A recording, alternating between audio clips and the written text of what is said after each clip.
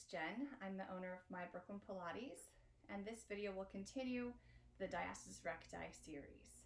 So we're gonna do, oh, and the cat. She's been in a couple of other videos already. She's jumping in this one too. So what we're going to do with this one is the last few videos were breathing exercises, and this one's gonna add some movement of the spine and the pelvis, which is attached to the spine, part of the spine.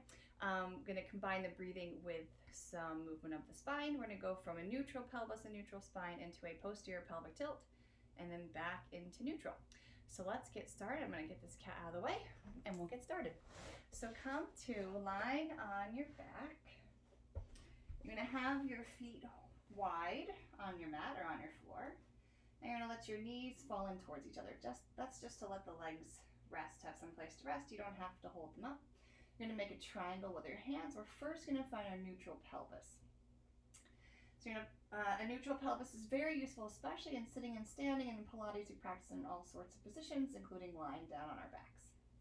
You're going to take that triangle, and you want that triangle. The fingertips are down by your pubic bone, and your two palms are on your bony hip points, and you're going to watch the cattail.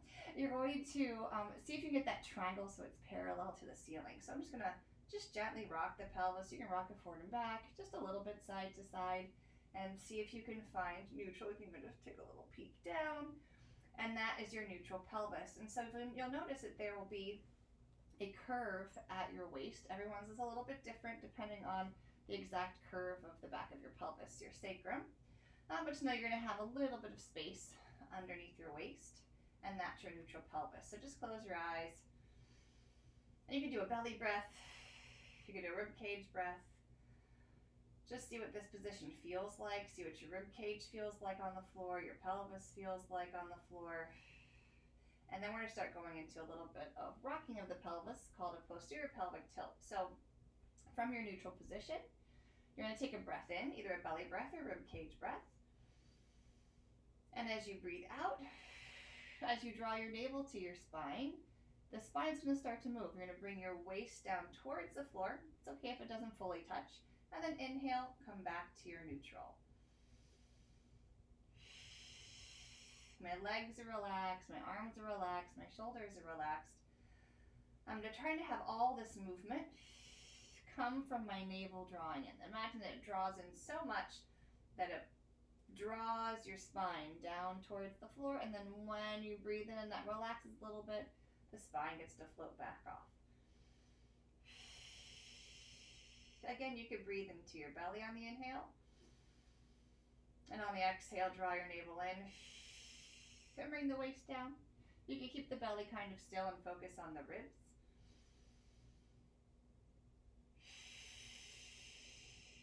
And you may have done this in a Pilates class or Feldenkrais or some other exercise class.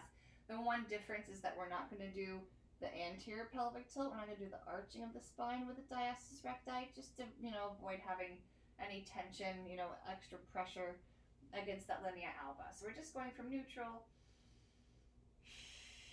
to a posterior pelvic tilt. It's called in Pilates an imprinted spine. This waist is pressing down into the floor, and then just floating back to neutral. Do that a couple more times.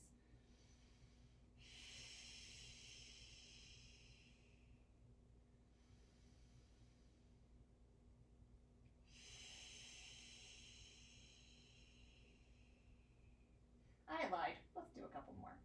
2 more feels good. Remember from the last video, you can change the breath. You could say ha or shush.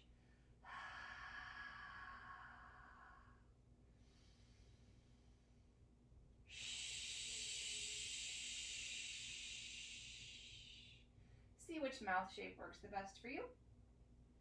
And you're all done.